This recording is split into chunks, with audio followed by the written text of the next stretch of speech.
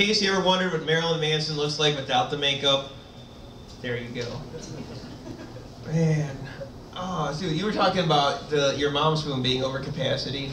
Come on, if they didn't shut down the Octo Mom, that one was over capacity. And you hear that? She's like, she made a porno of her like playing with herself. It's like, she did, which is like, that's messed up, man. Just because usually when someone famous makes a porno, they at least get like a dude who's like willing to bang her. It's like, I mean, it's like there was like no dude who like take any amount of money. Like no, I know what came out of that. No. And they say she had plastic surgery, looked more like Angelina Jolie. I don't know if she looks like Angelina Jolie, but after popping out 14 kids, she does resemble the Lincoln Tunnel. No. Yeah. Now, speaking of birth, I hear it's someone's birthday today. What? Happy birthday, Catherine. You get a cupcake. And it's on its way pretty soon. So maybe, okay. I keep blowing out my candle. Take the lighter with you and light it when you get there. Now stop making comments. Let's sing happy birthday to you. Happy birthday to you. Happy birthday, dear Catherine.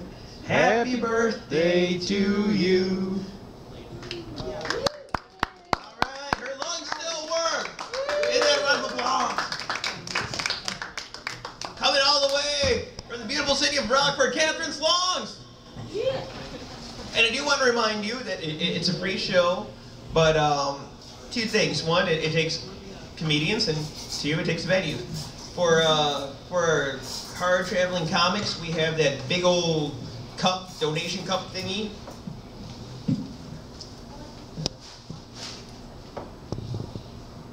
Even if you have to leave early or whatever, don't feel badly about interrupting the show by coming by to like drop in a few bucks on your way out. Because it's gas is a bitch. So you definitely gotta give these cats credit for pursuing their craft. And our feature did arrive, and then he disappeared. Oh, you were hiding. That's okay, cool. Because anyway, I'll do one more. I'll do one more before I bring him up.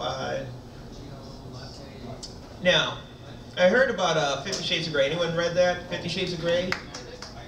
Now, since this started out as Twilight fan fiction, I was going to do my own fan fiction of 50 Shades of Grey. It was going to be called 50 Shades of Gay. And it's going to be about a dude who's really, really happy and falls in love with a Mormon vampire. Y'all ready for your feature?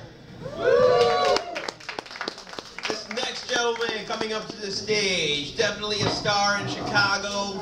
He has graced the stage in Mikey O's Comedy Cantina many a time.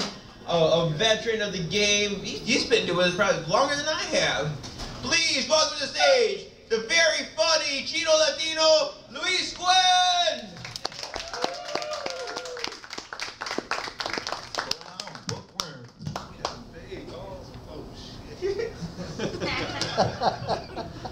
Oh shit, way to start it off. Man. Well, I'm glad the parents are here with the kids because it's about to get rated R up in here.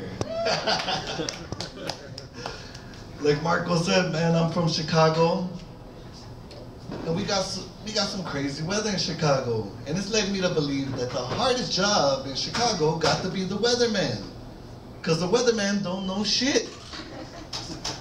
I was watching Tom Skilling the other day, and Tom looked confused.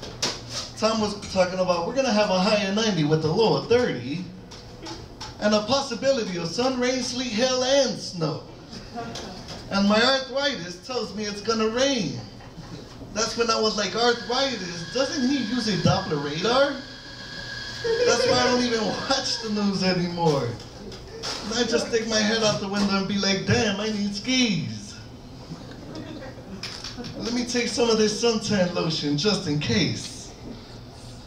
I don't trust anybody that talks to his knuckles. Remember that, kid? Don't trust nobody that talks to his knuckles. We're in an economic recession, people. And this led me to believe that you gotta stop lending people money. Because friends just don't know how to pay back. They give you all types of excuses like, where were you yesterday? I got you next week. And the most common excuse, I'm effing broke. But the friends that get on my nerves the most are the ones that tend to suffer from a bad case of amnesia when I ask them for my money back. You know what I'm talking about, right? You ask them for your money, all of a sudden they don't know who they are or where they're at. You tell them to quit playing and they're like, no hablo inglés. And that son of a bitch is white. That's why I'm gonna let the whole world know I'm broke by walking around with my pockets inside out. As a matter of fact, I'm chilling out in front of Starbucks. Can I say Starbucks in here? I'm chilling out in front of Bookworm the other day, and a bum gave me change. Now usually I'd be happy if somebody gave me change, but I was furious. Not because he thought I was a bum. I was pissed off because I still had some coffee in my cup, son. What made things worse was after I drank it, it only had 15 cents. Man, I'm Mexican and Vietnamese. And I know you're probably wondering, how the hell did that happen? Well, to tell you the truth, that's pretty much what I thought when I found out. I mean, the only thing I did know was growing up with my parents' kids was confusing, because they used to flip stuff on me. I mean, just to get me to eat, they would tell me that egg rolls were tacos. They would tell me that wonton noodle soup was spaghetti and meatballs.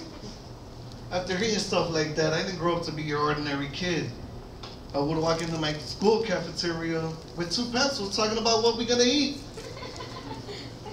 I had to stop that though, because I caught lead poisoning. I was even cooking pancakes in a wok, people. And if you ever cook a pancake in a wok, you'd probably notice that that pancake looks like a titty.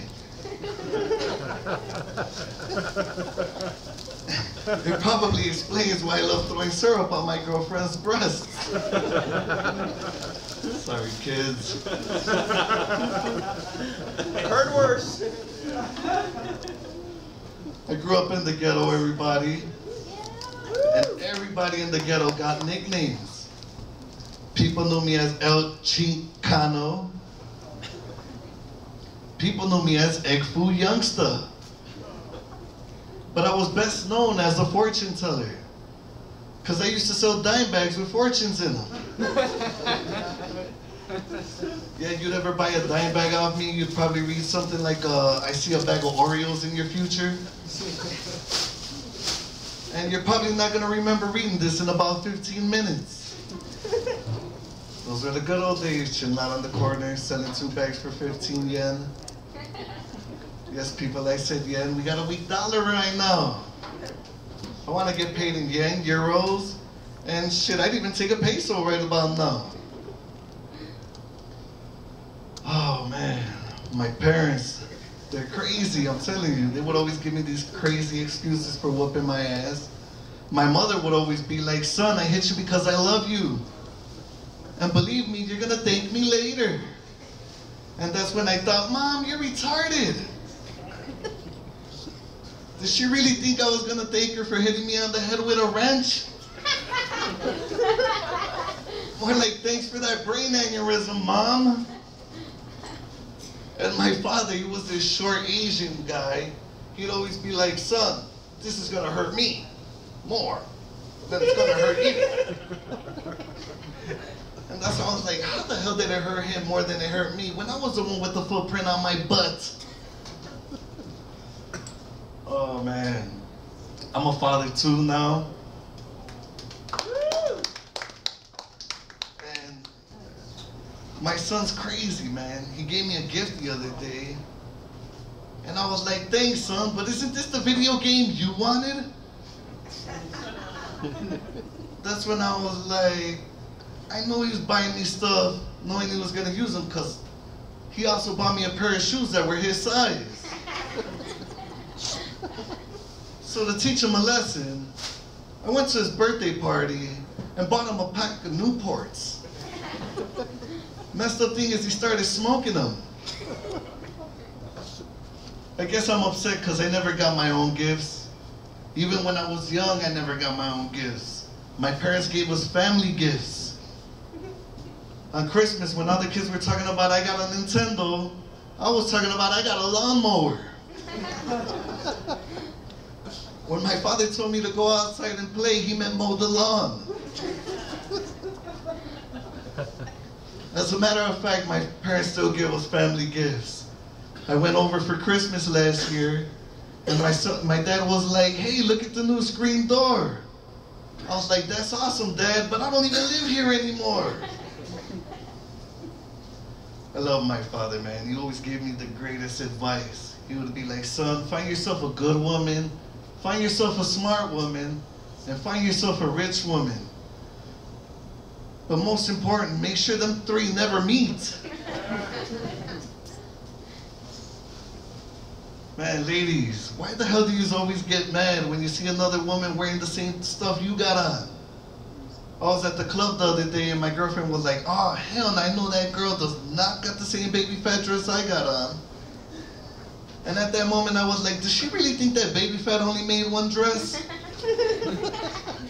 Because I've never been to the store and seen one shirt and a pair of jeans. Seriously, ladies, you need to stop going to Macy's and acting like you discovered some shit. Because they make 1 million of them shirts, they come in small, medium, and large.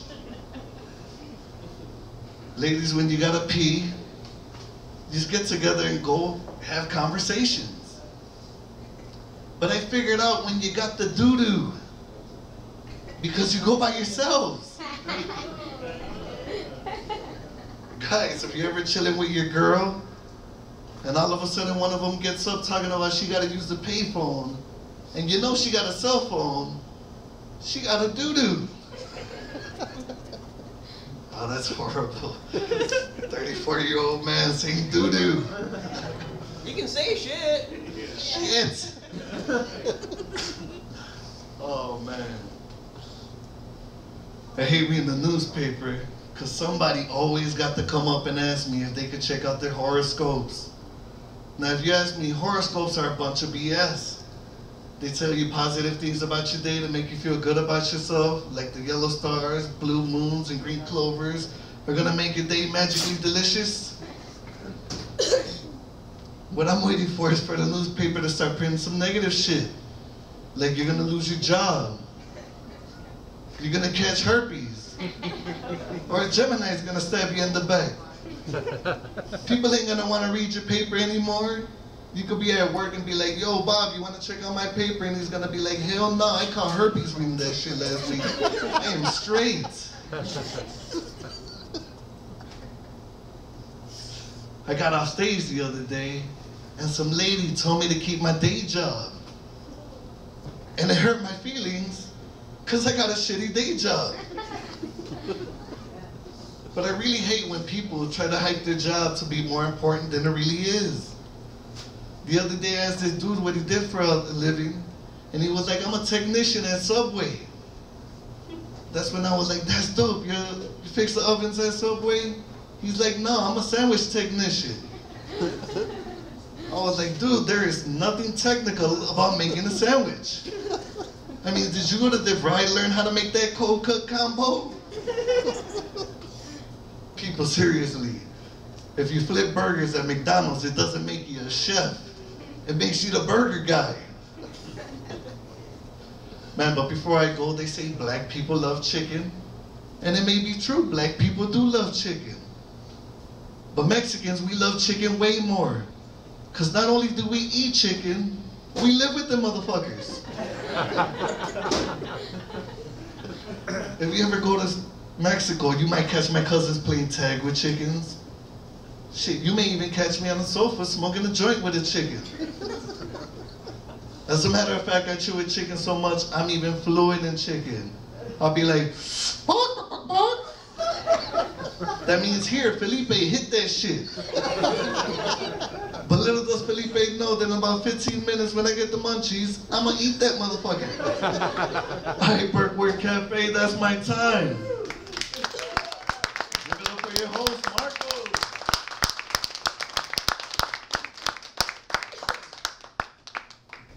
How many of y'all knew that when Luis came in wearing the Herbalife shirt, it was an advertisement for his day job? You know? So it's the fortune teller selling the dime bags. Because marijuana's herb. Oh my goodness, you were looking at me like my mom never told me about the marijuana. Dude, that's what she was smoking when she was pregnant, man. No, okay, I know you're nice, but you came out here and came to support us. I shouldn't pick on you. But I do like picking people who sit in back, though, so that's my thing. Yes, look. Oh my gosh, I just realized who you remind me of a little bit, in a weird little way. You remind me a little of like an even whiter Jeremy Kyle. Do you ever watch Jeremy Kyle? What's it called? Dude, he's made a fortune just like ripping on people, being like, you need to get your backside and go off my stage. No, come back, I got a show to do. Who do you think I was talking about? Because I like, he was like, oh, that Jeremy Kyle. No, not the Jeremy Kyle who used to rap with NWA. The guy. I thought you were going to say Stuart Little. What's that? I thought you were going to say I look like Stuart Little, so that's a little better. Did you look like who? Stuart Little. Stuart the mouse? No. Yes. Dude, you don't have a tail. You don't have whiskers. I don't even think you could grow whiskers if you tried. I look like Stuart.